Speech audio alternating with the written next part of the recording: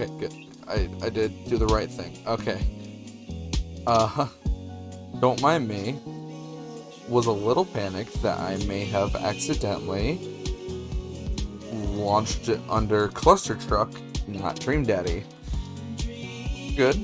I launched it under the right game. We're gonna finish dating Craig. It's been 2 months since I played this last. So I figured now's a better time than any. George. This was the latest one, so we'll do that. Daddy. Okay. Give me a second. Okay. The nice mail person slides a couple letters in large yellow envelope through the slot. It takes a couple seconds, a couple of tries for them to get it in. Hey, my coupons! I take a closer look at the large yellow envelope. I lightly knock on Amanda's door. She probably has headphones on. Amanda! She yells through the door. What? I have something for you. I'm kind of busy right now. Can you come back later? Okay, just thought you want this big envelope we got from HIA. Yeah. Immediately, Amanda pushes her door open. What? Horn? I was that horny. Horn Institute for the Arts? What a fucking name. I mean, if you're busy, I can come back. Father, please. I hand her the envelope, which she tears open with her teeth. That's probably bad for your teeth. She doesn't seem to hear me and spits out a piece of the envelope. She pulls out a letter and unfolds it. Oh. And... the suspense is killing me. This is her dream school. Amanda's face is unreadable. I can't believe this. Oh, honey, it's okay if you didn't. I got in. Oh, I got in. Amanda tosses the letter aside and gives me a big hug. Congrats, sweetie. That's amazing. I mean, I'm so proud of you. I thought she was going to say I mean. She pulls away and looks at the letter again. Oh my god, I really can't believe I got in. Well, of course you got in. You're a great student. You nailed that interview. And your photography is incredible. Oh. Wait, Dad. I know this one's really expensive, and it's so far away. I think for a moment, HIA was one of the more expensive schools that Amanda applied to, but no, she's had her heart set on it for the longest time. It'll be tough, but we're gonna make it work. Really? Of course. Amanda hugs me again. Thanks, Dad. Okay, sweetie, we're celebrating tonight. Dinner, your choice, wherever you want. Wherever?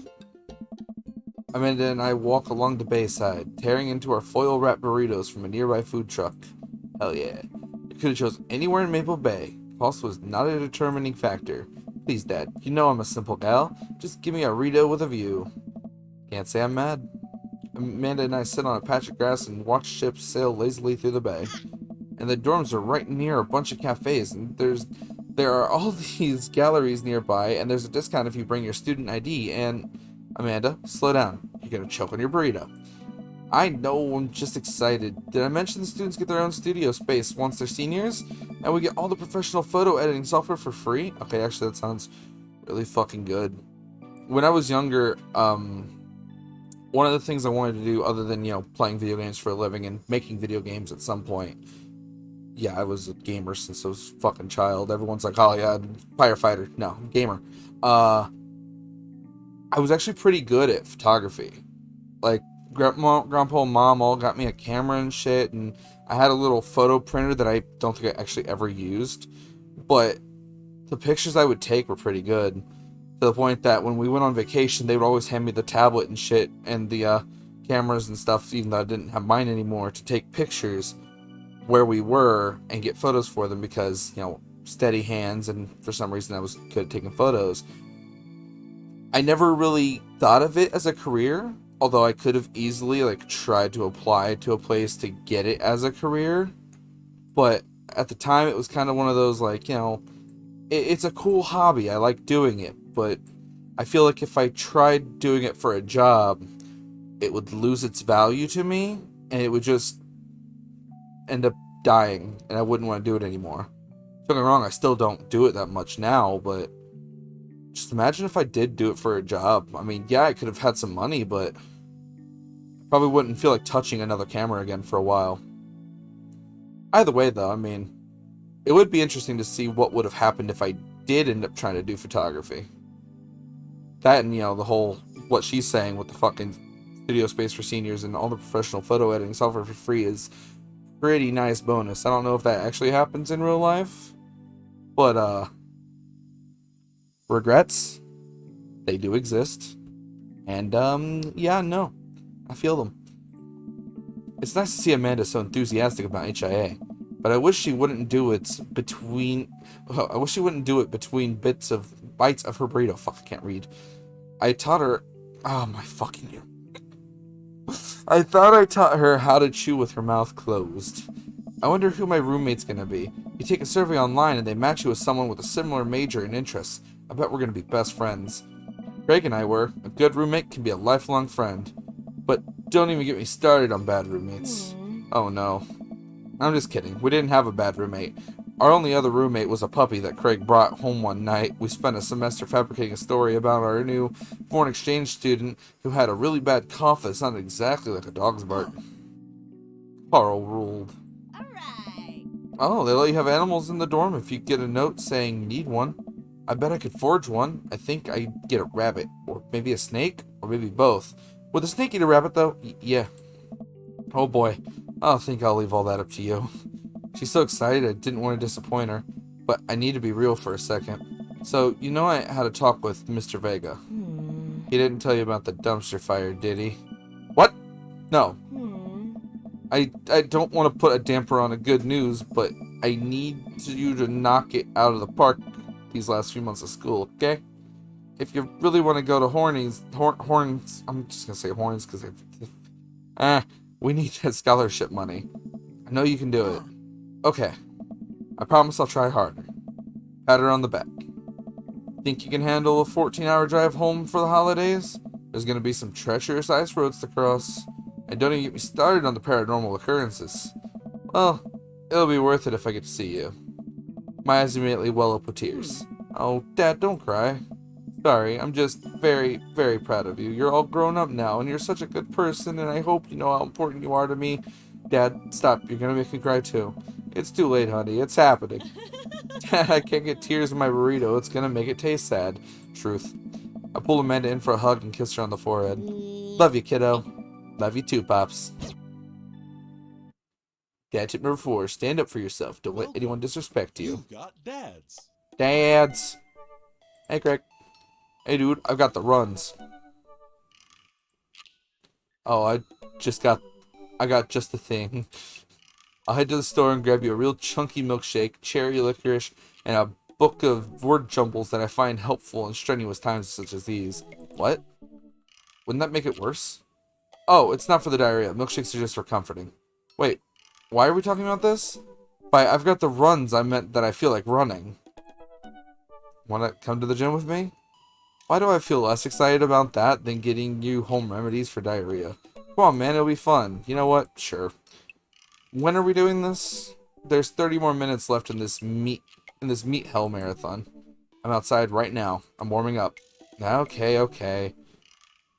At least let me see if Betty gets away from the wolves in time to get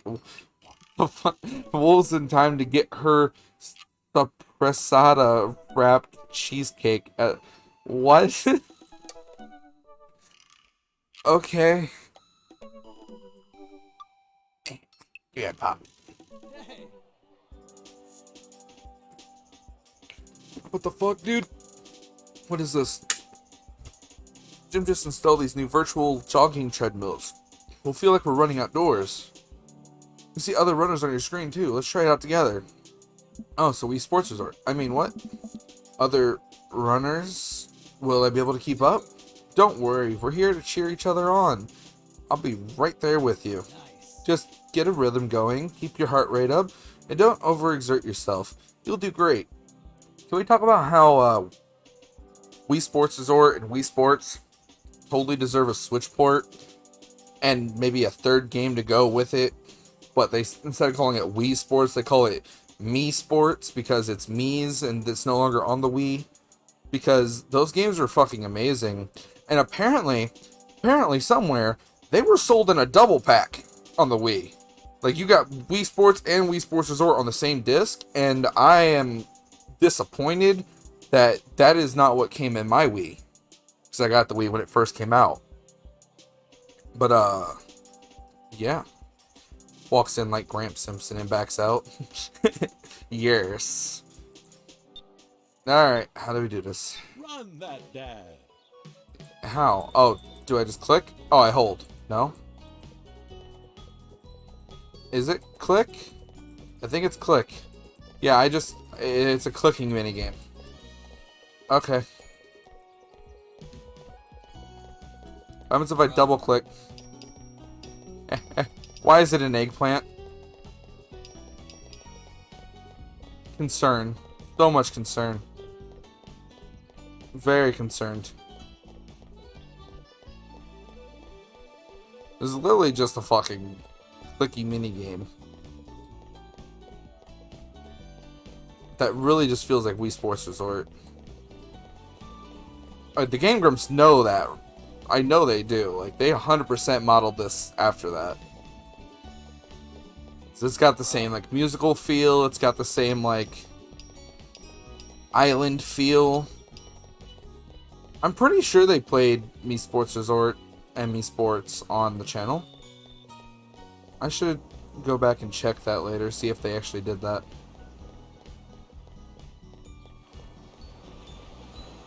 Run! I miss those games. Those were fun games.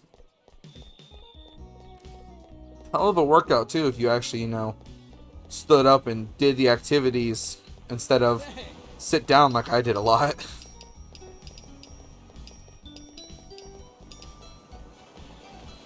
Don't know what the eggplant thing's about. Still, I mean, it just lets me just keep jumping forward. I find it weird. I think I'm doing pretty good, though. Very useful I have this double clicker, so I'm not clicking nearly as fast.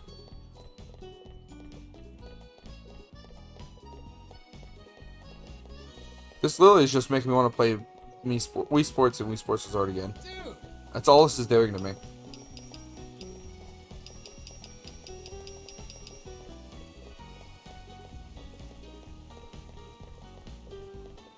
Why is that happening with me lately in games? I'm playing Outriders with Adam, and I feel like playing, you know, like Halo and Borderlands and Bloodborne anytime I play it for some reason. And this is making me want to play Wii Sports Resort. Fucking... So many of my games just make me want to play other games right now, and that's not always a bad thing. Sometimes that's a good thing, because, you know, it brings you back to play, like, games you haven't played in a while. Gives you good memories. Other times, it's bad because, you know, like, oh, this game's horrible, these games are better, I'll go back and play those games, and you stop playing the game. I haven't had that issue in a while, but I still find it weird that it seems to be a common theme lately for me, that games I'm playing are making me think of playing other games. Yay, finished. Rank S+, come on. Yeah, S++! Fuck yeah! Thank you. Way to go. Yeah. Welcome. You've got dads. You've got dads. Conversation ended. Craig. Message. I'm only dating Craig. Break it up. We're looking at some good quality time out with Craig. Yes. The last time we hung out, he was so busy with the kids and fending off flirty moms that I feel like we barely talked. Last time? You mean the run we just did? Like in between that? Crazy, man. Ever since the first time we hung out, I've been trying to get up a little early for runs. I don't think I'm going to be as embarrassing as last time. Maybe I'll even be able to catch up with him now. I mean, we just did amazing. I type out a message to him on Dad Book. Hey man, been trying run game recently. Jesus fuck. Been training on my run game recently, ready for a round 2. Craig responds almost immediately. Dude, of course, emojis. I don't know why he just didn't send an emoji rather than type it out. Another message pops up in my inbox from Greg. Let's meet up. Okay. Let's meet up early tomorrow morning for my favorite morning activity, brunch. I type back, brunch? What's that? You run, and then you get brunch. Understandable. Craig and I agree to meet in the morning, and I have a chance to spend the evening hanging out with Amanda. So, we doing pizza tonight? Again? Can't we do, like, a salad night? Dad, are you on a health kick? Not yet. I have formed the committee to examine the possibility of being on a health kick. They haven't returned with their findings. Oh. Dad, if you go on a health kick, then I have to go on a health kick by virtue of being under the same roof as you. I don't know if I have the constitution for that. Yo, same. Don't worry about it. The committee is still out. I'm sorry, I made it. It's time. The committee isn't back with its findings yet. This is a multi-year assessment on several bureaucratic levels. Well, Amanda picks up the phone and stares at me, unblinking as she dials. Hi, yes. Can I get an extra large pizza with chicken, bacon, extra cheese, and tomatoes? Cut out the tomatoes and you got me here. And a couple of the garlic sauce cups. That's fine. Amanda, you're going a little north here. Oh, right. Can you maybe throw some leaves on there or something? Yeah, he's going on a health kick. Yeah, Rico, I know. It's tragic. Amanda listens for a second. Hold on, I'll ask.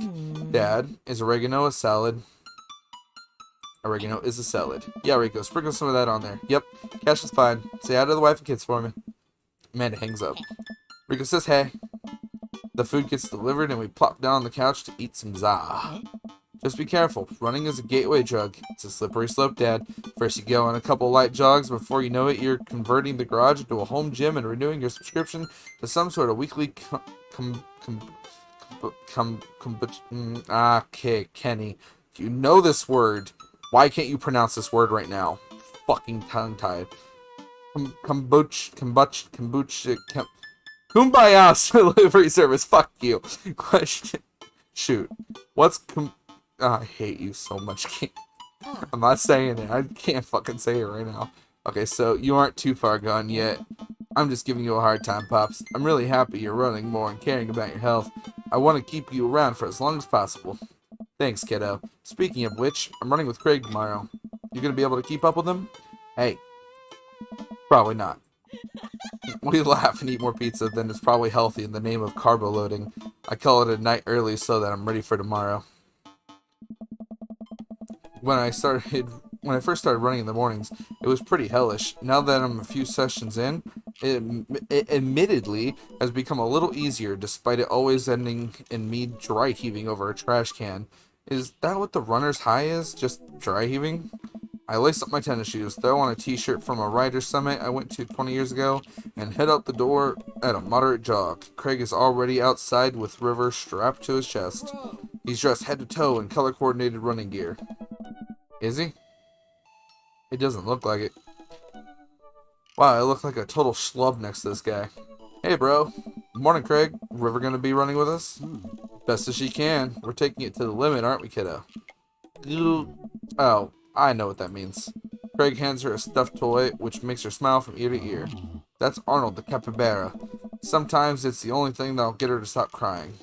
Oh, I've been there. Amanda has a stuffed panda that she carried around everywhere. She would have a tantrum if we tried to wash it. It was gross. So, you've been running lately? Every morning for 30 minutes. I'm basically an elite athlete by this point. Well, I'll try and keep up. So where are we headed? I was thinking that we could do a couple laps around the park. Okay, that sounds reasonable. Then we'll do some hill climbs up a slope. Okay, I could probably handle that. And then we'll close it off by doing some wilderness survival hike running to increase our agility. I'm suddenly struck with the overwhelming need to crawl back into bed. That sound okay to you? No. I usually like to throw some timed murder sprints. Like, okay. But I'll go easy on you since you're a beginner. That sounds like something I'm able to physically do. Hey. Great. Let's get started. I'm lying to him. Craig and I finally arrive at the park. A few lone joggers make their way around the perimeter. And River waves enthusiastically at everyone we pass. 1 second.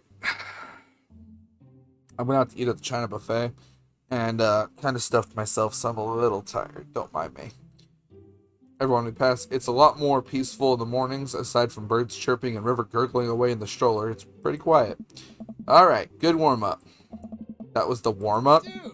let's start the show. Hey. But wait. Craig reaches into his bag and tosses me a water bottle. I fumble it, but thankfully don't drop it. Oh. You gotta hydrate, bro. Hey, yo, you right. Give me a second.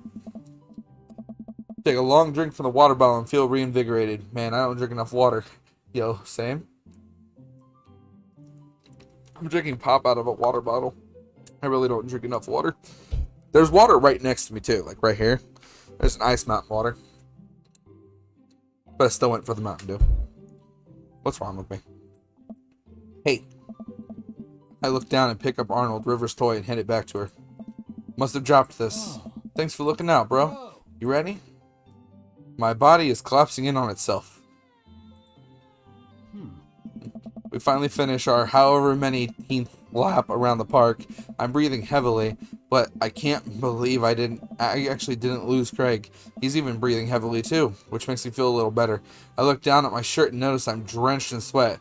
Huh, almost looks like a frowny face. That's one. What? Hey. I'm just kidding. Good hustle out there.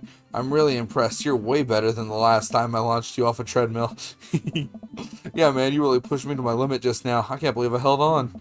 Sometimes you just need someone out there with you to push you to do your absolute best. Truth. I'm glad I could be that guy, bro. Who's ready for hill climbs? Blap. Oh. There's my little cheerleader. George, you ready? You bet. Craig takes me to a separate portion of the park where there's a steep hill that seems to go up forever. I strain my eyes to see some other joggers at the top. So what do we do now? We run up the thing. That looks like a lot. George, there's two things you need to know about this hill. One, don't stop running till you get to the top. And two, Craig points to the top of the hill. Hey. That's not the top. This would be me though. Let's do this. I don't know. I finally reached the top of the hill after making my way past what I originally thought was the top of the hill. Once there, I hunch over onto my knees and gasp for air. My lungs are like daggers poking my ribs. I can feel my heart in my ears. I can feel my nose trying to sneeze. And it's gone. River, I'm having a moment, please. Ooh, boy. Graves looks like he's taking a beating as well. So he is human. George, put your arms on your head and stretch out your elbows. It'll help you breathe better. I do as Craig says. It feels a little better, but I'm still in agony. Wait, does that work? No, it's not doing shit for me. Maybe it's after you've done some strenuous exercise, though. I can't tell the difference between my breathing unless I'm, like, dying. Oh. And here. Craig tosses me the water bottle again. Hydrate like my life depends on it. Thanks, dude. Hey. Phenomenal work. You feel that lightness in your head? That's the runner's high. Oh, that's it. I thought I was just, dying. Oh. Want to take it slow for a bit? I would like that very much. As we're catching our breath, River starts crying. Oh. What's wrong, sweet pea? Do you want to play with Arnold? Craig looks around us. Oh boy, man down, I think we lost Arnold. River keeps wailing. Dude. I've abandoned my child. It's a toy. We gotta find him, dude. It should be simple, right? We just gotta retrace our steps. I remember River having it down at the bottom of the hill. Craig and I jogged down the path, searching high and low for the stuffed capybara, which Craig takes the time to explain to me is a large rodent native to South America. We get to the place where River might have dropped it, but it's still nowhere to be found. Looks like we've got a mystery on our hands. We have to get to the bottom of this. I suspect foul play. Looks like this is a prime case for world-renowned Detective Patooty. Oh. Dude, it's time for a bro venture. A bro venture. We high-five and decide to jog back to the park to see if we can find any leads. So it looks like there's a couple more places to check and some bros around here that we could interrogate. Sounds good. Bro. Wait, who's good cop and who's bad cop?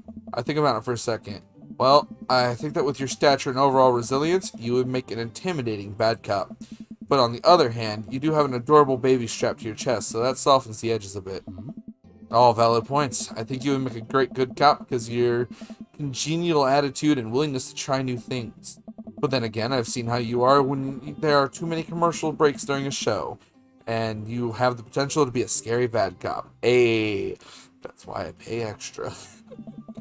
I don't want to have to watch Meet Hell in 3-minute segments with 5 minutes of commercials in between. And they're loud. The commercials are too loud. I just want to watch my shows in peace without people yelling at me to buy wiper fluid and shit. I know I said stuff, but I felt that. I felt that so much I had to fucking act it out. Nice. Case in point. Let's play it moment by moment. Smart. So, where to, Brotective? Go to the playgrounds, go to the field, go to the woods. Playground. Another kid probably has it. We make our way over to the small playground at the edge of the park. A couple of kids play on the jungle gym while parents watch on the nearby benches. Over one of the benches, I spot a familiar face. Look for clues. Interrogate Joseph. Try to calm River down. Move to another part of the park. Interrogate Joseph. Let's see what Joseph's up to. We jog over to Joseph, who seems to be engrossed in his book. Nice. Joseph! Joseph nearly drops his book. Hey guys, didn't think I'd see you two out here. George, are you exercising? Sure am. You know me, just love to run and be healthy. That's kind of my whole thing. What are you reading? Oh, just a book on knots and rope tying. For boats, boat ropes. Right. Say, you didn't happen to see a stuffed capybara around here. What's a capybara? It's a large rodent that's native to South America. Joseph thinks for a second. Haven't seen one around. I'll tell the kids to keep an eye out. Your kids are here? Hey. Joseph looks around. They were here a second ago. Must have gone exploring around the park. Do you know where they could have run off to? They're kids. They get into mischief sometimes, but they always come back. Alright, thanks for your help. It sounds a little suspect. Thanks for your help. Thanks, Joseph. We'll let you get back to your rope book. Boat ropes. Yes, boat ropes. Not kink ropes. Not at all. We head back to the playground for clues. Craig and I, two grown adults, walk onto the playground and begin examining it meticulously for clues. There's no forensic evidence here. No stray capybara hairs, at least. After searching fruitlessly for some time, we look up. All the parents are staring at us. We smile and wave as we awkwardly slink away. We head back to the playground. Interrogate Joseph, try to calm River down, move to another part of the park. Where'd you now, bro? Field. Wander out to a grassy field at the center of the park. There isn't a whole lot to see, but there are a few figures camped out on a blanket, and the grass could hold any number of secrets. Matt and Carmencita? What? Look for clues. Interrogate River. Look for clues. We carefully comb through the field of grass and flowers. I can't seem to find much beside a couple of ladybugs and a nickel. While I'm looking, Craig calls out to me from across the field. George! I jog over. Craig is kneeling in the grass, inspecting something. I approach, my heart in my throat. As I lean over Craig, I see it. This is Arnold's leg.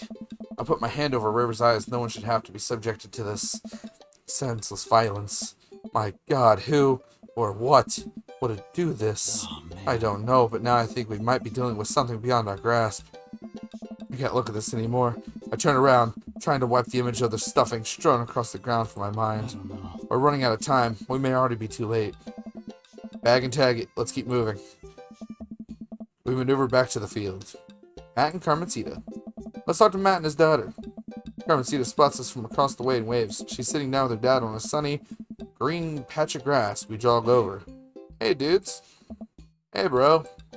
We just sat down for a picnic. What? Oh, girl. We sat down for a picnic. Want some snacks? Got anything to increase my glycogen reserves? We have apple slices. Thank you very much, tiny bro, but I should be fine. You guys working out? Good day for it. Yep, I'm the picture of perfect health and athleticism. Weird thing. Before that happens, actually, the weirdest thing is, I am 400 pounds. Well, I was down to 382 before Corona, but I'm 400 pounds. When I go to the doctor, he looks at me weird, my family doctor, and goes, for all of these problems that you have, you are the picture of perfect health. With a little bit of borderline, what was that word? And anemic, borderline anemic. Word one or the other. But I'm apparently the picture of perfect health, even being fucking super obese and borderline anemic. and asthmatic. Literally nothing else is wrong with my body. And I don't understand that because mom smokes and her lungs are some of the clearest lungs you'll see in a smoker. And I'm just putting that on like something's weird with the Reisner family shit because a lot of my family has these weird, like, clearly obvious things that are going on, like, you know, the asthma, grandpa with his fucked up leg and shit. But we all are technically perfect health. And I don't understand their meaning of perfect health when there's clearly issues. Like, how does being borderline anemic with asthma and obese perfect health? I mean, I get it, I'm not dying and I'm not like super sick and I don't have some like super disease, but still, it makes no sense. Continuing on, good transition, George. Say, you haven't seen a stuffed capybara around here anywhere, have you? What's a capybara? It's a large rodent that's native to South America. Wait a second, how do you know what a capybara is? You wouldn't happen to have had hands-on experience with one recently, would you? We learned about capybaras in the 4th grade. I think it's more suspicious that you know what a capybara is. Hey. Oh my god. What if I took Arnold? What if I'm the culprit and I just don't remember? I quickly check my body for any Polaroids I might have kept on my person to remind me of who to trust and who not to trust. I saw Memento once, and I'm pretty sure that's how it works. Nothing. But what if that's what I wanted myself to think? No, George, don't let them win. I shake off the thought. I saw a couple of squirrels over by the tree, though. I don't know if that helps, but if you want to see some cute squirrels, you should definitely check it out. I don't know. Thanks for the hot squirrel tip, Carmencita. Well, we better get moving. Gotta find that capybara before River here has a breakdown. Good luck. Let me get some apples for the road, though. Carmencita hooks me up with some road apples, road slices, and we're on our way. Fuck yeah. Apples. We maneuver back to the field. Interrogate River. Yes. Wait, let me try this. It's always the culprit you least expect. I get eye-to-eye with River, who still looks like she's on the verge of tears. Hey. Good cop, bad cop. Good cop. Hey, sweetie, believe me, nobody wants you to find your capybara more than me. But we need more. Oh, hello. Enjoy your stay. Thanks for the raid, Tiger Bud. How are you? I think somewhere in that baby brain of yours, you might have something that leads us to the perp. So what do you say, kiddo? Blech. I turn to Craig. We're getting nowhere with the witness. We're back to the field. Jesus Christ. Yeah, we're gonna check out them squirrels. I love the little Kirby. Oh my god. Alright. Drinking fountain, log the tree. Drinking fountain. Head over to the drinking fountain. Nada. Didn't realize Carmencita was a liar. We moved back to the field. I mean, I thought I could check all 3. Damn it. It's at the tree, though. Move to another part of the park. I've deduced to where we should go next. Re-examine the field. We're back to the field. Okay, never mind. Clock's ticking, dude. Where are we going next? Woods. We make our way to the outskirts of the park. There are a couple of benches by the dense tree line. Looks like Robert's here all by himself. This also seems like the perfect place to look for clues. Greg and I searched through the outskirts of the woods, hoping to find anything that might lead us to Arnold.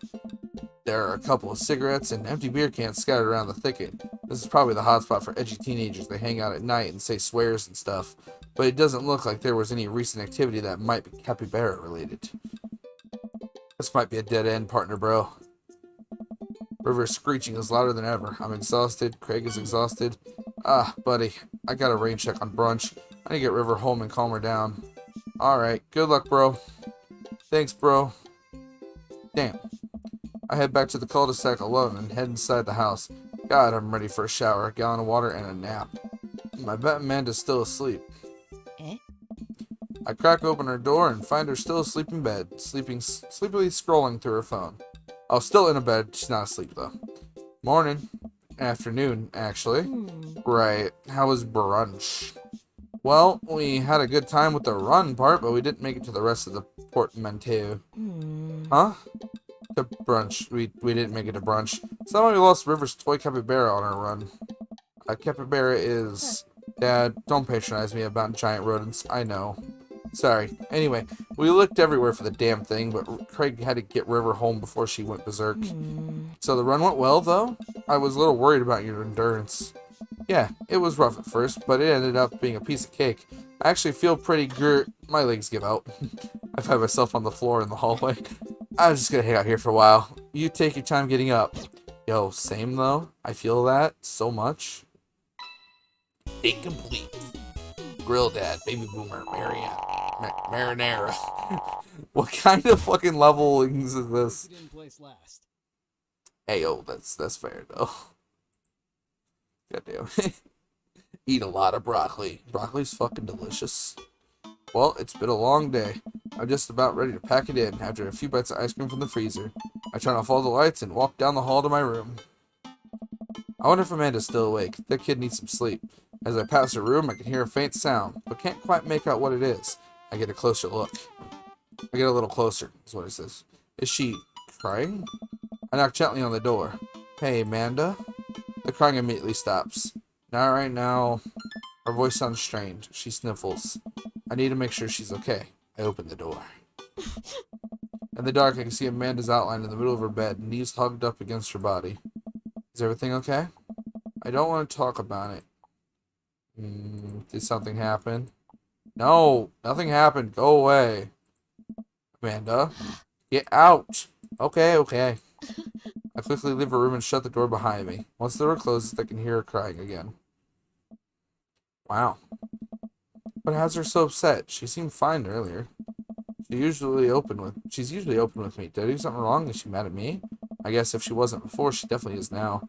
I can't even remember the last time she snapped at me like that. I have a hard time falling asleep, but when I finally do, I'm still thinking about Amanda.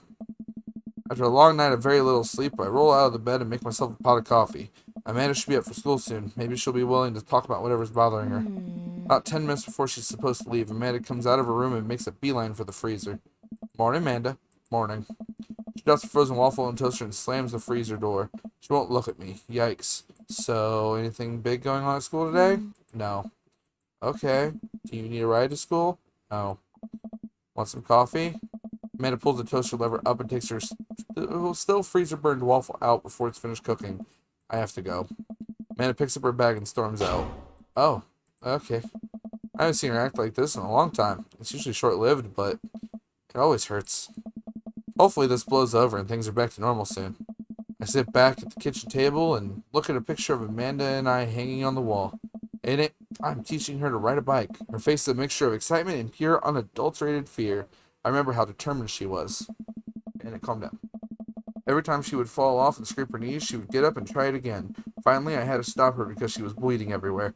Then she started to cry because she didn't think she needed bandages and wanted to keep trying. As I put the bike away, she just stood in the middle of the street and screamed. Then I took her for ice cream and it was like nothing even happened. After giving it a bit of thought, I decided that if I force her to talk about it, I'm only going to make things worse. But I have an idea. I start rummaging around for ingredients. I hear Amanda walk in the door. Instead of heading for the kitchen like she usually does, she makes a beeline to her room. She's clearly trying to avoid me. Hey, Pumpkin? What? Can you come here for a second? There's a moment of silence. Yeah, I wanted to say sorry about last night. I'm just worried about you, kiddo. I get scared when I know something's wrong, and I get even more scared when I feel like I can't do anything about it. Dad, So just, whatever it is, you don't have to tell me if you don't want to, but whatever it is, just know that you have a dad in your corner who wants you to be happy. Honey, you know I'm bad with words, so I was hoping I could speak with a language we both understand. I pull a cake out of the refrigerator and place it on the table. Hopefully the frosting is set by now. Ta-da! Dad. I'm sorry you're sad, but I support you 100%. Oh, that's nice. It took me a really long time because I ran out of red frosting somewhere around sad and had to start over, and this is beautiful. Strawberry. Man, it gives me a big old hug. I grab some plates and forks and serve us up some delicious cake. So, it's really stupid. What is? This whole thing, I've been really weird lately, and there's just, I don't know how to explain it. I feel like I might have to make you a chart. I'm listening. Do you want me to take notes? Oh, no. I guess I should. Oh, no. I'm here. Sorry, so late. Ah, you're fine, Mom. I guess I should start from the top. So you know how Emma R is going to that fancy art school in California, right? Emma R. The one who puked in Dead Gotham Beyond, the best friend, the other one. Emma is Emma P or Emma R was the best friend. I think that one. Yes. You got it. Well, proud of you. Yes. Bandit, calm down. Lay down. Relax. I know, Grandma was making noise out in the living room, but you don't have to inspect every time. It's okay, baby. Anyways, ever since she got the acceptance letter, I've been feeling like she's drifting away, you know? And she's been spending a lot more time with Grace and Emma P, and I just thought it was all in my head for a while, but then I found out from Rosie M that both the Emmas, Grace and Noah, all went to a party at Mackenzie F's on the same night. They all told me they were busy studying for the Calc AB final. Oh, poor Amanda. Yikes. Oh. So, another important piece of information is, God, this is embarrassing. I, have a crush on Noah, and, that's a thing. What? Whoa. I had no idea. I kind of had an idea.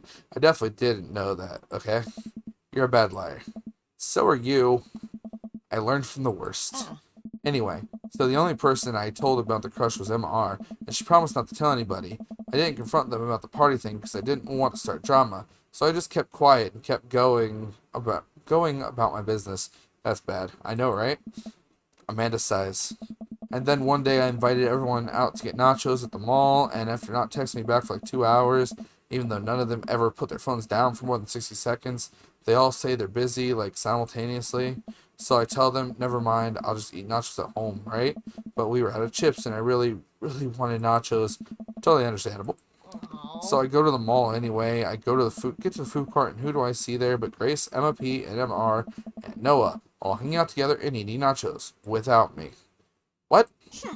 It gets better. I'm standing by the escalators watching them, and I realize that Noah has his arm around Emma R, which is kind of weird, right? But then they kiss. No. Yes, I know. So I storm over there, and I'm like, hey. And Grace drops a nacho on her shirt because of course she does, and Emma R just like glares at me. Grace, nothing's coming up. I don't know who that is. Grace is the boring one, gossipy one. Did she poop the bed too? Gossipy one? I know. Grace is the one nobody really likes, or I guess that's me now. But anyway, nobody will say anything, and I'm just like, you guys suck. Which I realize is not the most eloquent thing to say, but I was very angry and really embarrassed, and I just wanted to get out of there. So I left, without nachos, might I add, which only further contributed to the shitty day, and immediately drafted a super long text to the group chat asking them why they've been so weird. And I wrote another one to Emma R asking how long the Noah thing's been going on, and sorry, I know that's a lot. You still following? What did Emma R say? I'm a little confused, but I think I understand. Yeah, no, that one. Oh, okay, get a load of this. Emma R says, you know what? Well, let me read it to you real quick. Okay. Amanda pulls out her phone and reads word for word an arduously long string of text messages. Can you believe that? I cannot believe that. I care so much about Amanda's social life and mental well-being, but man, do I not understand what she's talking about. This is all beyond me, but I am trying my hardest to be supportive. See, that's the thing though. I could figure that out if they actually actually programmed in the text and stuff for me to see. I could probably have figured it out, unlike George. Ah. They were dating in secret for like months. So I told her that she's being a really terrible friend, and she's like, well, if you think I'm so terrible, then stop being my friend. And I was like, okay. Then she left me on red. Wow. And then, wait, left me on red? What's that? Oh, like, she saw my message and didn't reply. And I know because there are red receipts. I don't know what read receipts are, but I'm just gonna nod and pretend I understand. Gotcha. So while this is all happening, I'm talking to Emma P about how mad I am because at least she's being kind of reasonable, and I'm venting to her about how pissed I am at everybody and stuff. And then out of nowhere, Noah texts me and is like, how could you say that about me? And I'm like, say what about you? And he tells me that Emma P sent screenshots of everything I told her to the group chat that I got kicked out of. Alright, I think you lost me at screenshots, but that definitely sounds bad. There's so much more, but honestly, it's all just really stupid teenager stuff. The bottom line is that everybody dropped me, half my grade hates me, and now I have no friends. Amanda, I'm so sorry. I almost expected it from everybody else, but Emma R's been there since Mom died. I can't believe she would just stab me in the back like that. She's a teenage girl. You did it to yourself. Not expecting this. I'm not even mad that she's dating Noah. I'm just upset that she lied to me about it for so long. Meta stabs at the remnants of her cake. Okay, I take it back. I'm kind of mad she's dating Noah. Yeah. Like, what did I do wrong? She didn't have any friends in the first place. Exactly. She had nothing but backstabbers and fucking hearsay. Like, what did I do wrong? Why did everyone just suddenly decide I'm not cool anymore? Why wasn't I enough? I don't understand. And as mad as I am at everybody, like, I miss them, Dad.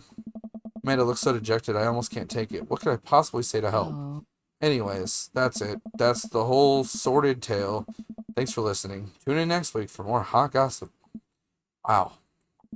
I know, it's pretty dumb. It's not dumb. No, it's a stupid thing to be upset over. Amanda, your feelings are real. Don't ever be mad at yourself for having feelings. I guess. Unless you've secretly been a robot who's been approximating human feelings this whole time. Dad, if I was a robot, I would have transformed into a monster truck long ago. Long time ago. But seriously, I know you probably don't want advice, but I feel like it's my duty as a dad to bestow upon you a few nuggets of fatherly wisdom. Not all friendships last forever. Real friends don't do that. High school sucks. I mean, this is all true. Although technically in that one, you guys were just acquaintanceships, not friendships. If you guys still aren't friends, then you never were friends. Only acquaintances you trusted too much. Yeah. Because, like, I'm friends with kids I met in kindergarten, Emily and Jamail. I haven't talked to any of the others, but I still count those two as my friends. And even though I haven't talked to Jamail in a long time, like, I think last I talked to him, I met him at Chuck E. Cheese in 2014, 2015. I ran into him.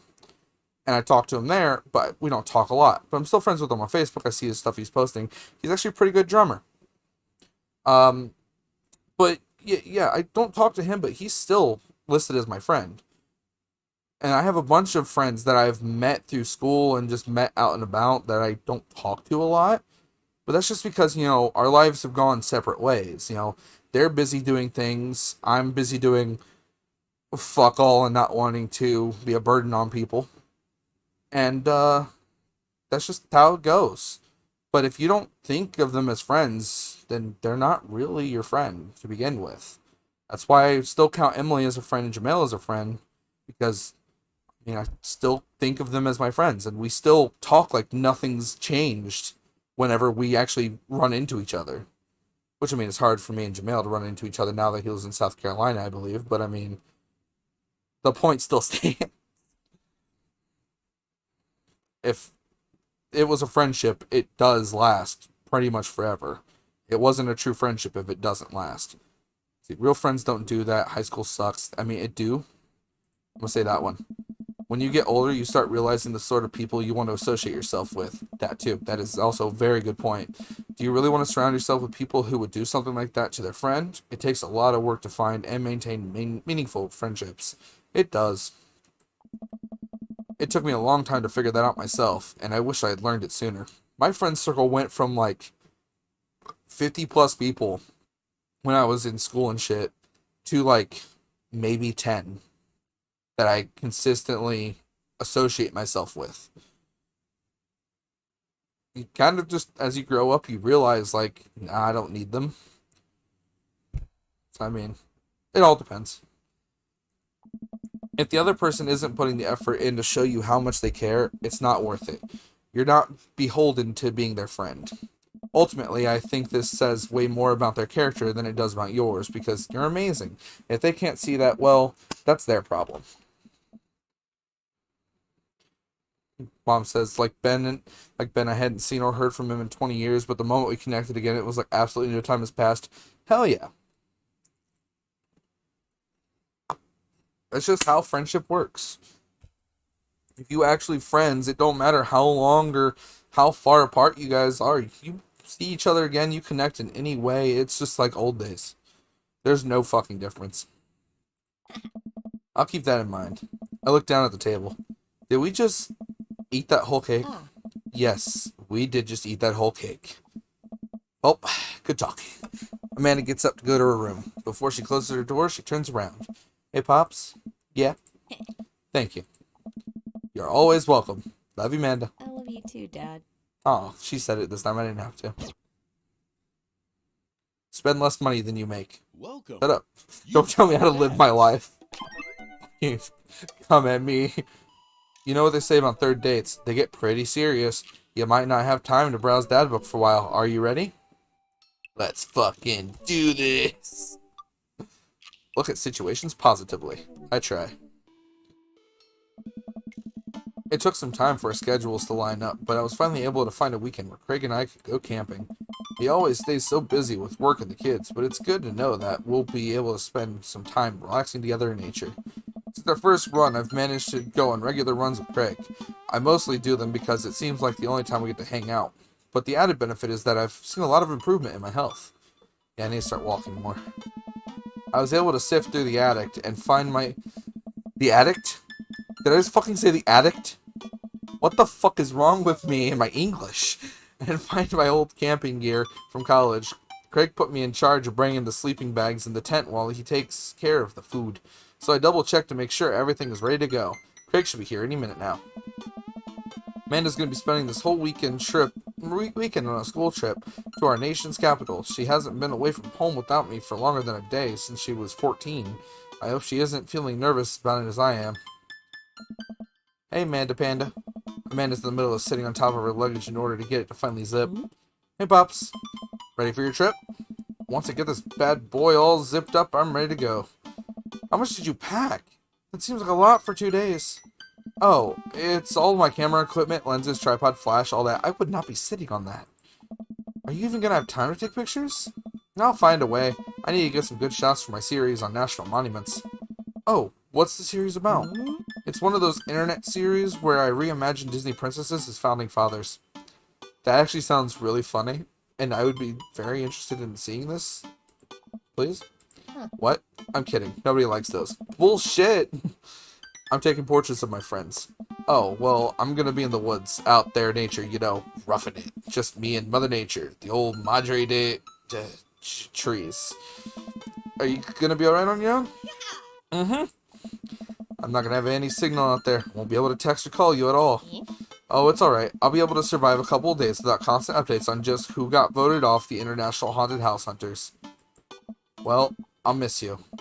And for the record, Bradley was pushed down a flight of ornate stairs by a ghost. They were really beautiful stairs.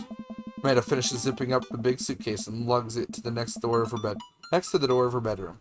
She turns around and gives me a big hug. Relax, Dad, Tron. I'm a big kid now. I can take care of myself. Besides, I gotta share a room with Monica Sanders and 2 mom chaperones.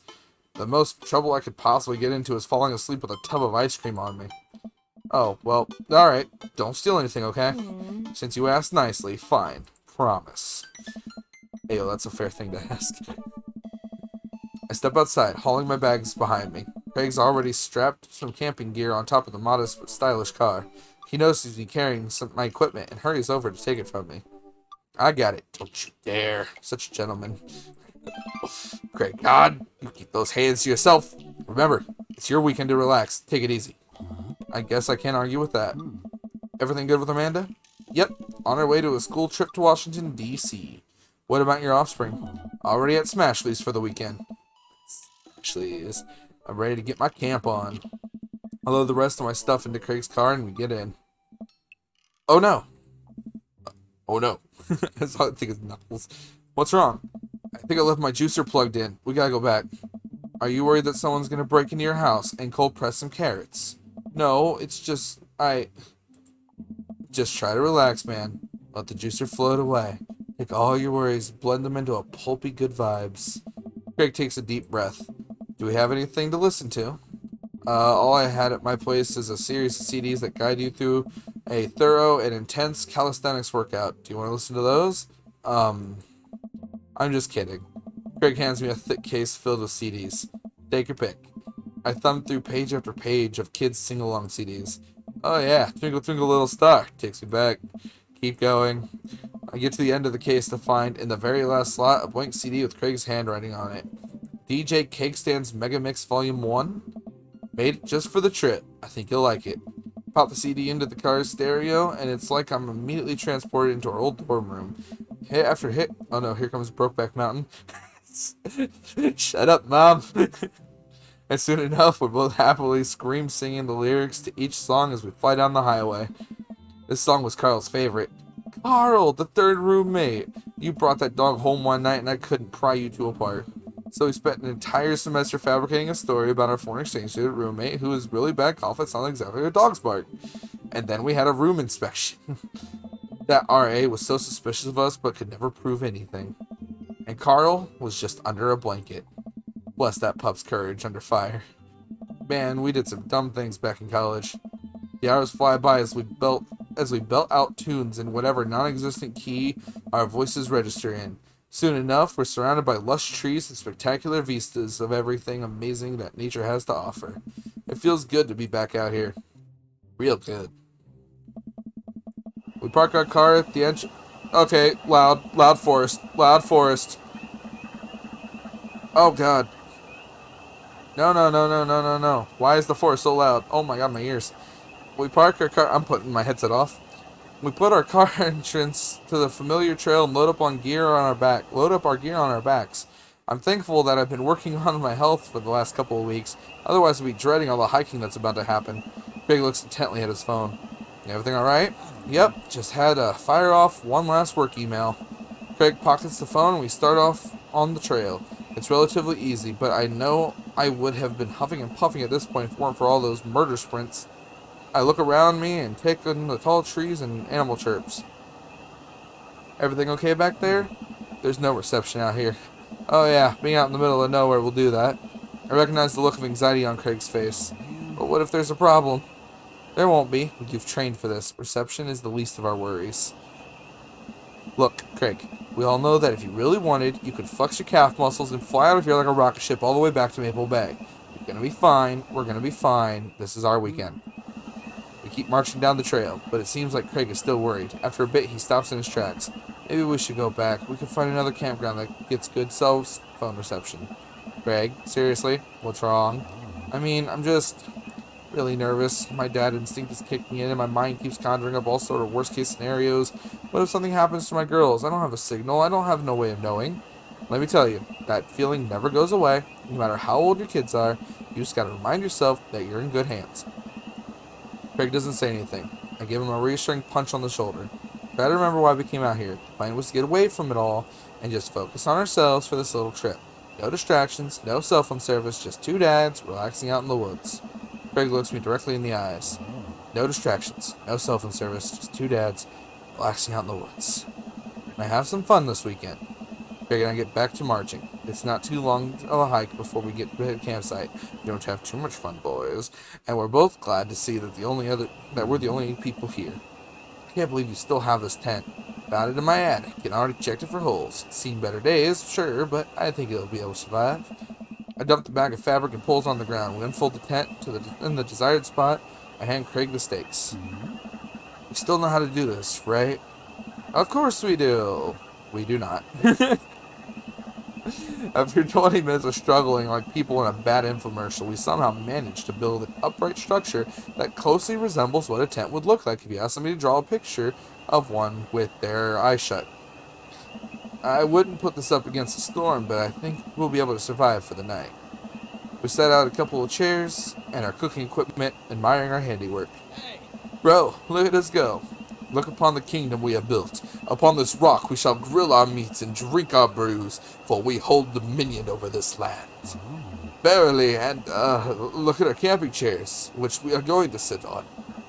So what's next on the camp extravaganza docket? Well, now that we have shelter settled, I think it's time for us to do some exploring. There's a waterfall a little bit up the way. I'm sure we could hike to. Let's get hiking. Craig and I venture into the woods. We amble along, taking our time to chat and admire the wildlife. I don't like how constant the noises are in this forest. Craig reaches out an arm and stops me. Dude, does that look like what I think it looks like? I look over at where he's pointing. Oh my god, it does. That tree looks like a butt. I can't get over how detailed it is. I examined the butt tree further. The contour is perfect. It even has back dimples. I thought we were going to have a great time camping, but this makes it even better. Craig holds back a snicker. I aspire to have every hike be as good as this one. I'm snickering now, too. Let us analyze this tree further. Craig and I share a huge belly laugh at our awful jokes. They weren't that bad. Sounds like some stupid ass shit I'd say. The best thing about this is there's no doubters here to tell us our jokes are bad. We high five. Craig and I hit the trail again. It's been a long time since we've been out here, but everything seems more or less familiar. We point out landmarks that we remember back from our old college days. I think we're getting close now. Mom, stop pointing out Brokeback Mountain. Don't make me come in there. Check it out. There's a clearing up ahead. As we get closer, I can hear water running. Cresting over a hill, Craig and I are greeted by a wide clearing surrounded by trees. In front of us is a beautiful waterfall spilling into a large body of water that runs into a river. Mouths agape with the genuine beauty of the place. We go to investigate. The old waterfall. It's gorgeous. Nature is so rad. Peering further, we get an idea of how deep the pool is. Think we could jump off it like the old days? Ha! This old dad is happy here on dry land. Looks like he could climb right up over there. We didn't even bring our swimming trunks. What are you talking about? Craig immediately begins taking his clothes off.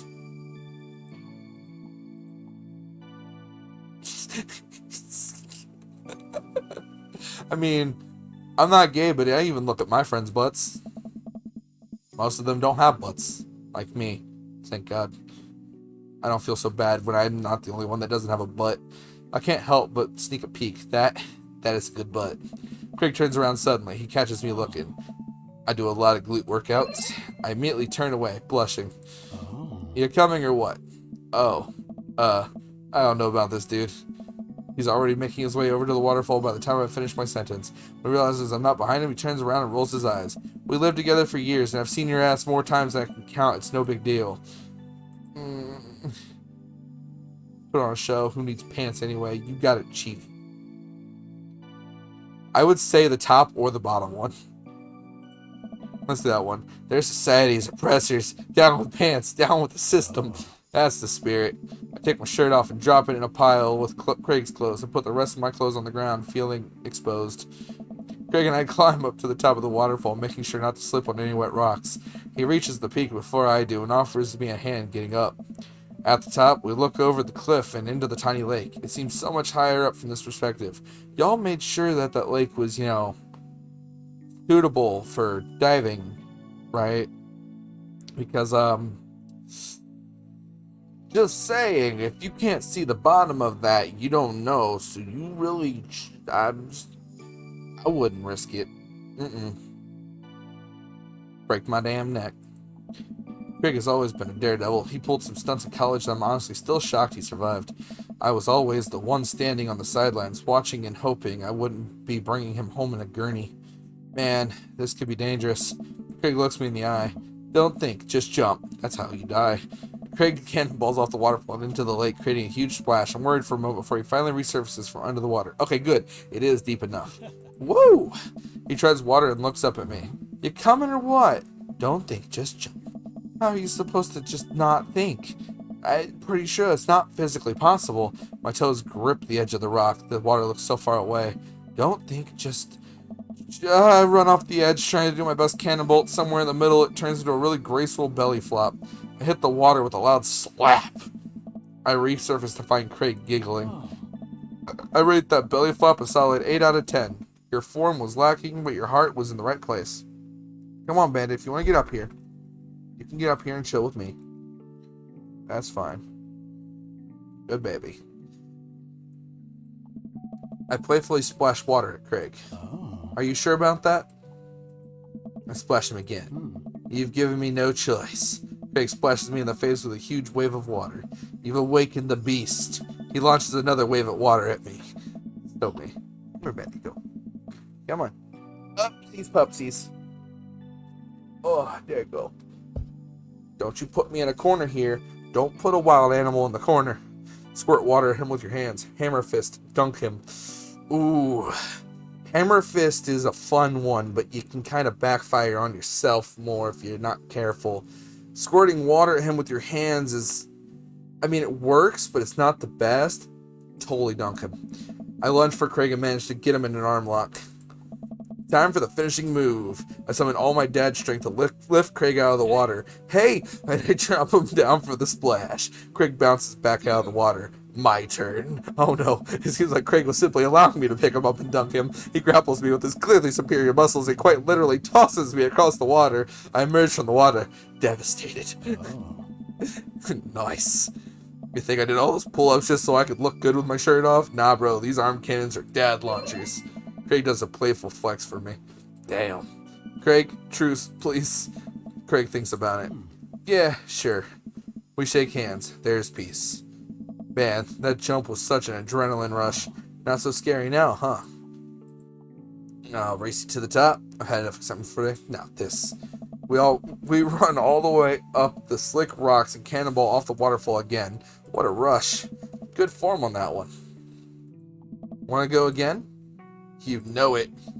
With the same energy we had in our youth, we climbed back up to the top of the waterfall. I'm brave enough to try a flip, which I'm sure looks incredibly graceful as I belly flop into the water. Phew, man, this is fun.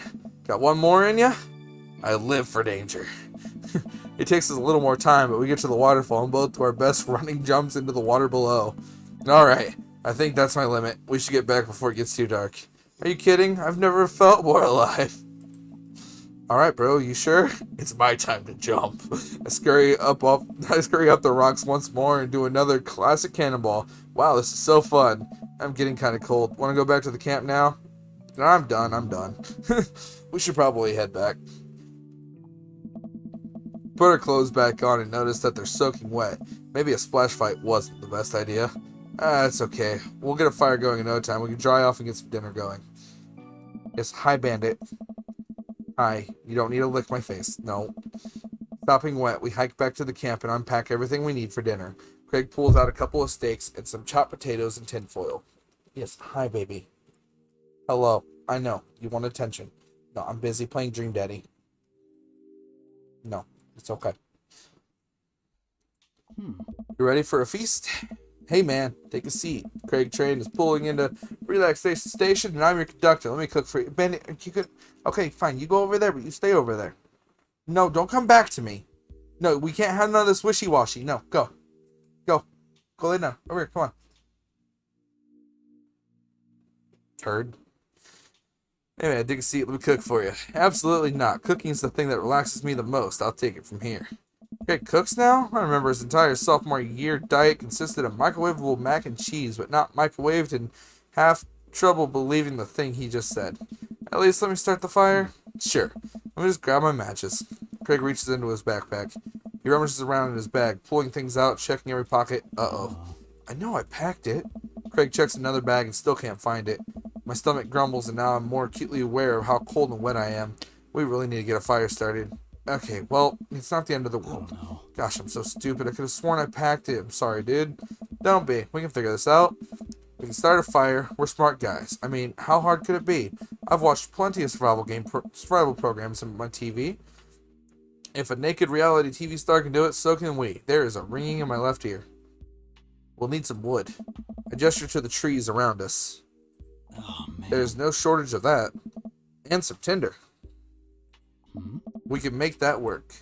And then I think some ancient aliens are supposed to come by and give us advanced technology or renovate our house. Depends on the show.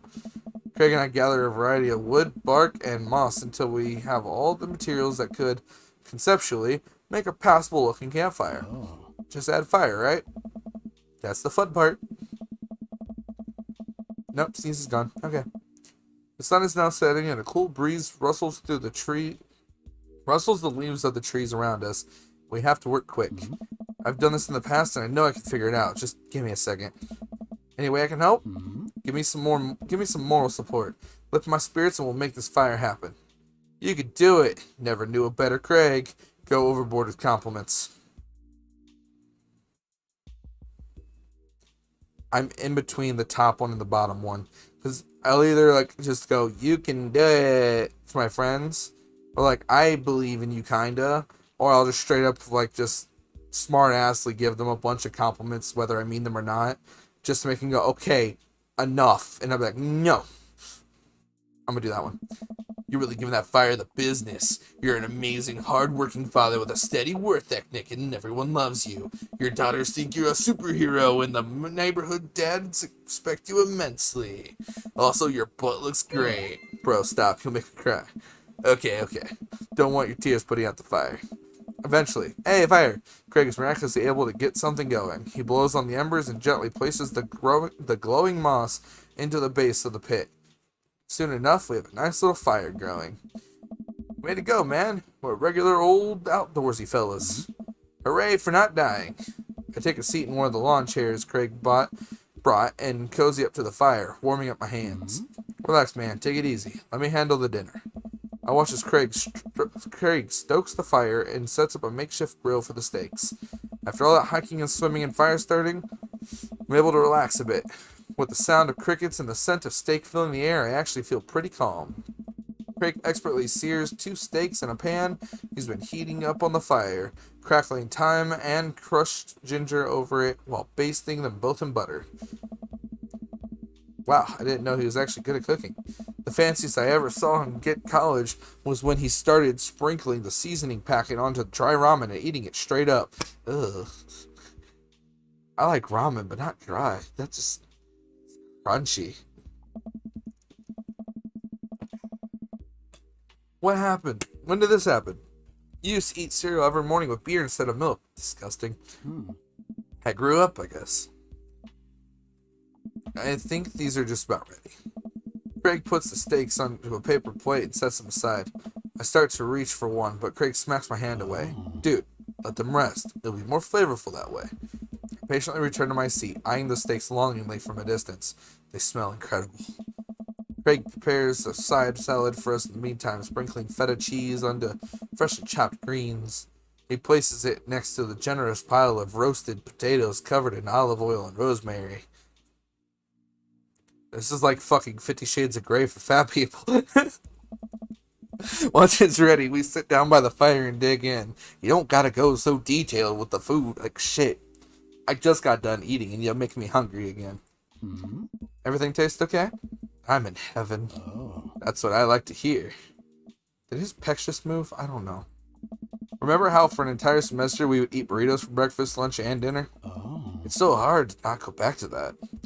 Also, I like how we're supposed to not have clothes on either, but you still see the shirt. Like, y'all could have programmed the shirt to be off. Like, come on. My egg titties. Look at you now, man. You have kids, great job, and now you cook like a vengeful wizard whose arch nemesis is microwavable food. I'm really impressed with how much you've gotten in your life together. Craig laughs, but there's no humor in it. I'm glad you think that. I glance at Craig while he picks his salad. He really grew out of his baby face, but there's something more about his expression that makes him seem so much older than he is. A sense of maturity he didn't have in college. He looks exhausted. You okay? Yeah.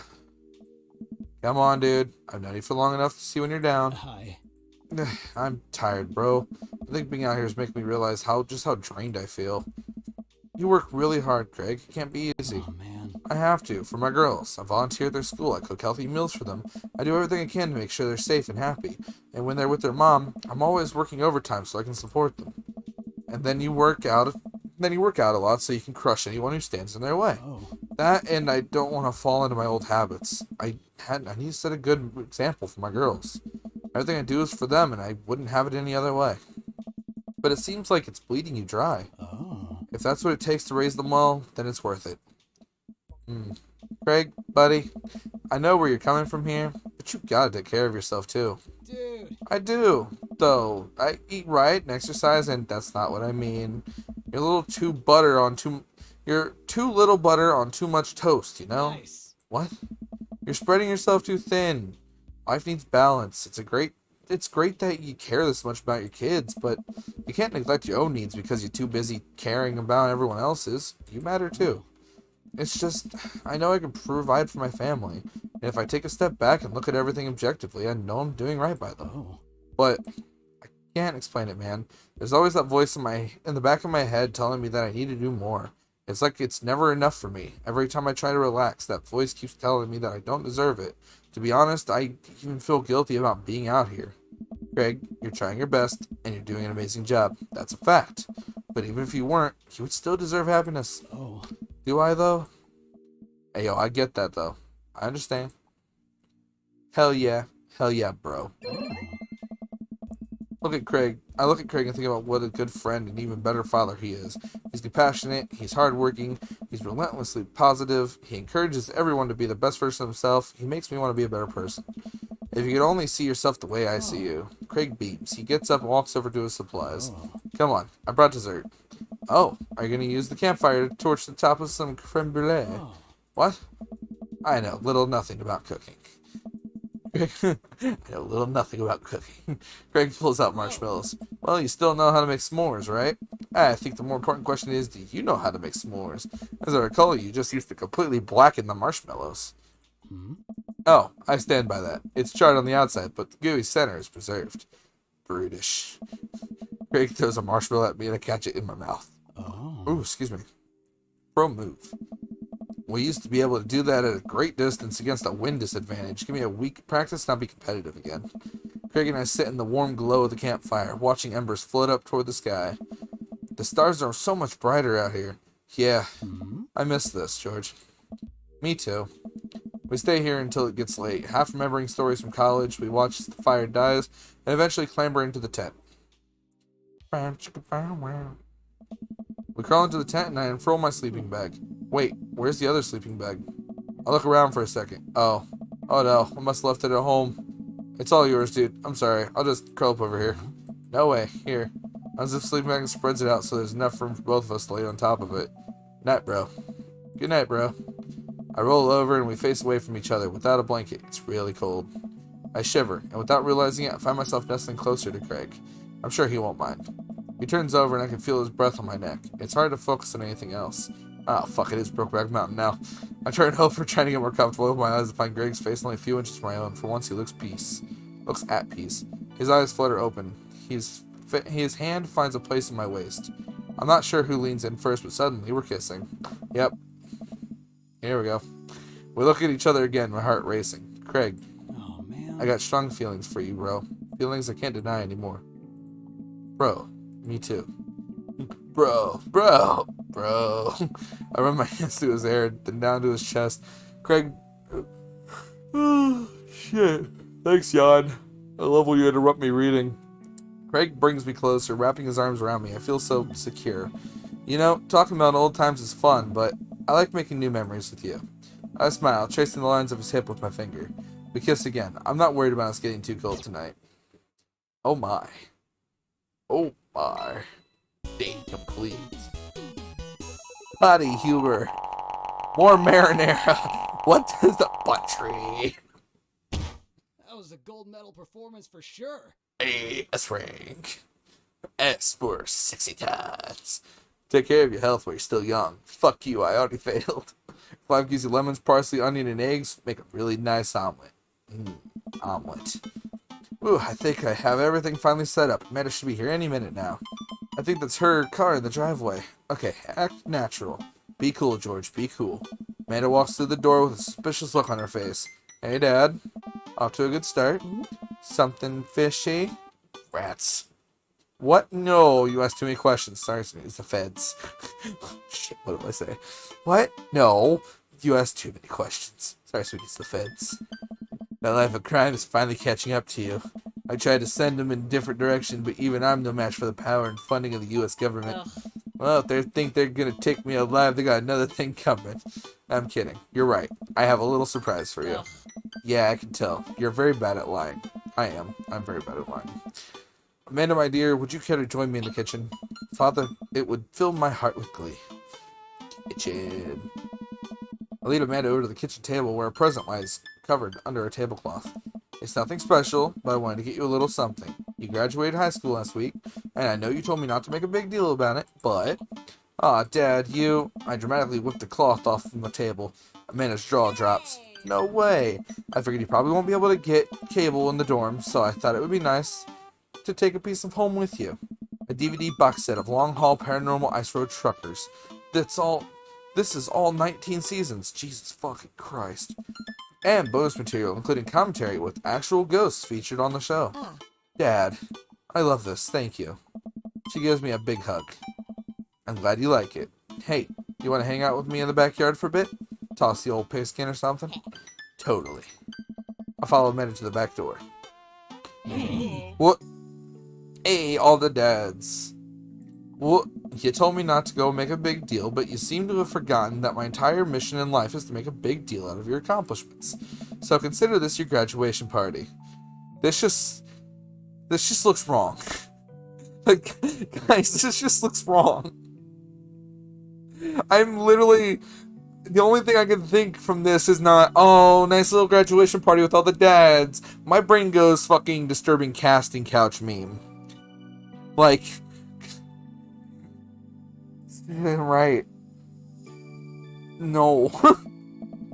Dad, everyone's here. Well, yeah, everyone wanted to come and support you. Is that a mac and cheese bar? Sure is. Fully customizable down to the type of mac. And there's an ice cream cake. The good kind with the crunchies in the middle. I don't know what to say. Don't say anything. Just go have fun with your pals, alright? I'm so proud of you, Amanda. Amanda smiles and runs to her friends. I should make the rounds and make sure everyone's having a good time. But first, mac and cheese. George! Brian, you made it. Ha! I don't pass up on good mac. What do you think of the party? It's not bad. Just not bad? Yeah, it's not bad. Don't let him bait you. Don't let him bait you. Thank you for the lovely compliment. Daisy trots up. Hi, Amanda's dad. Hey, Brian's daughter. See? See how that feels? This is a really great party. Thank you so much for inviting us. Very welcome, tiny child who knows how to pay a compliment. Brian and I lock eyes. This isn't over. Looks like you've settled into this neighborhood quite nicely. Yep, couldn't ask for a better cul-de-sac. Well, I'm glad. Hopefully, we'll see you at more church events. Nope. We got a big schedule planned for the rest of the year. Sure thing, Joseph. And maybe if you aren't doing anything later, we could hang out sometime. Sure, Joseph, that'd be great. Well, see you later. Hugo comes up to me with a plate of mac and cheese. The perfect cheddar to mac ratio. Beautiful work, George. Thanks, Hugo. You know, I'm really pleased to see Amanda going to her dream school. I'm glad she turned it around for the finals. Me too. That scholarship money will really help. Amanda walks by and pretends not to see Hugo. Amanda, come say hi to your old teacher. Hey. Congratulations on graduating. I know you're going to do great things at art school. Haha, yeah, thanks. Amanda starts to back away. Wait, I just realized that you're not my teacher anymore, so I don't have to be afraid of talking to you. You no longer hold power over me. You're right.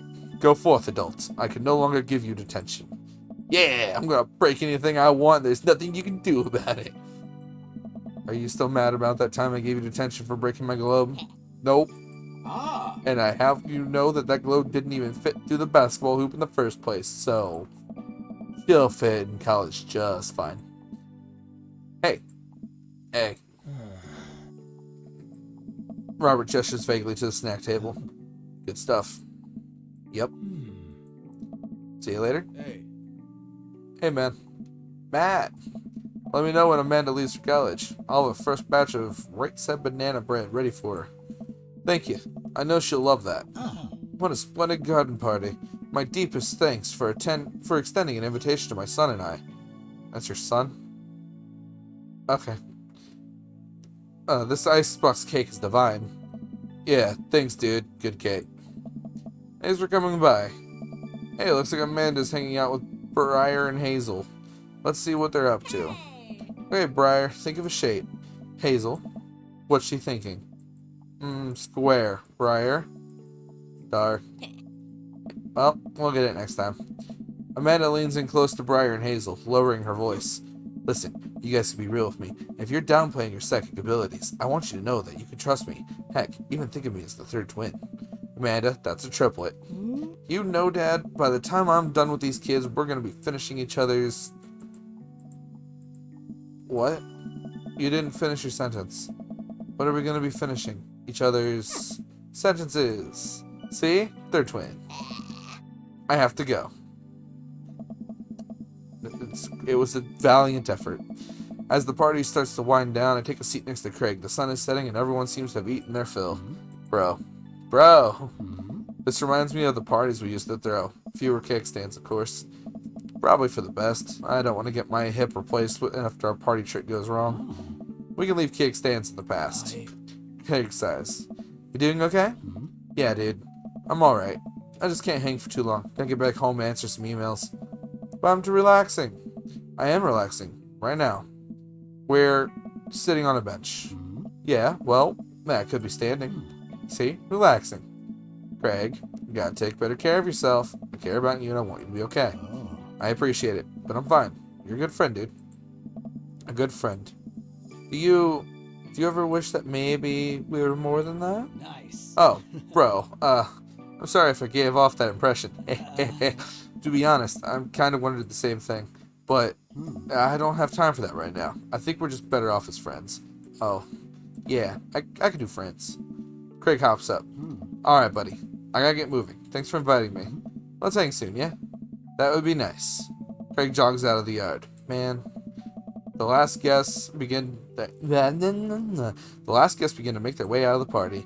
Amanda wanders over and sits down next to me. Killer party pops. What can I say? I was inspired. So, I also have something for you. For me? Why? Not to be completely genuine about my feelings for once or anything, but growing up wasn't easy, but it could have been a lot harder if it wasn't for you. Dad, you've been there for me through everything. There's been times in my life where you were my only friend.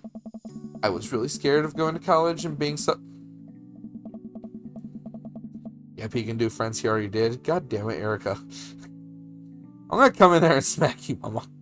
Don't make me come in there and smack you. I got a pillow. It does pretty good for smacks. I know, I hit Bandit sometimes. No flinching from Bandit? No, just ignore me? Alright, that's fine. I lied about hitting Bandit. I just wanted him to fucking react. He didn't react. Really scared of going to college and being so far away from you, but I realized that everything you've done for me has been to prepare me for this, and I'm ready. I wouldn't be who I am today without you. Don't cry. I swear to God, George, if you cry again, you're the best, Dad. I love you. And I'm crying. Anyway, that was enough emotional vulnerability for one day. Present time, Amanda hands me a tiny wrapped package. I tear the wrapping off to find a framed picture of me and Amanda. It's us.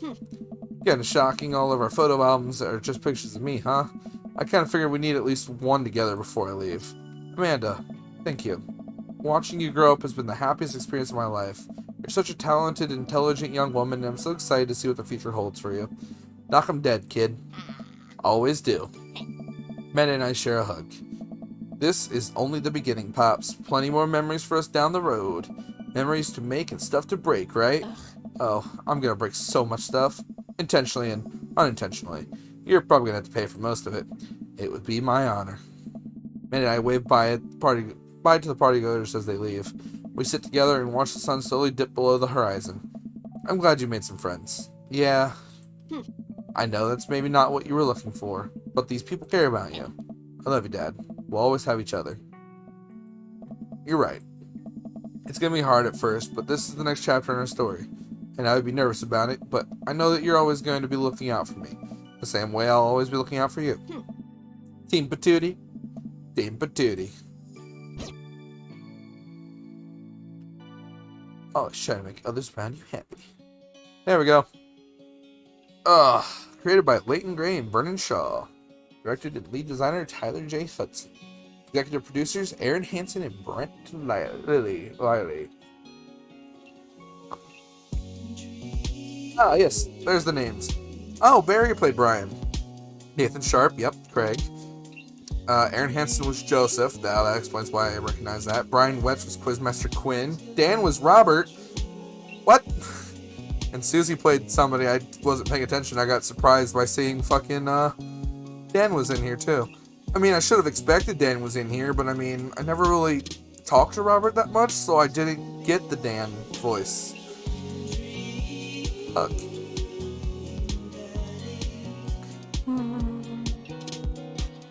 Dream Daddy. Alright. Is there anything after the credits? Which apparently I can fast forward. Dream Daddy DVP is not DVP, but okay. Alright, it's going really fast now. You're the best, Pops. Daddy. Alright, well, that was Dream Daddy. Now we've officially finished pretty much the main storyline by completing an actual date sequence and getting the credits. So, that's the last I'm going to probably play this game. I don't know. I like achievements, and apparently this has achievements, so there is a chance I'm going to play all of this, but not on stream.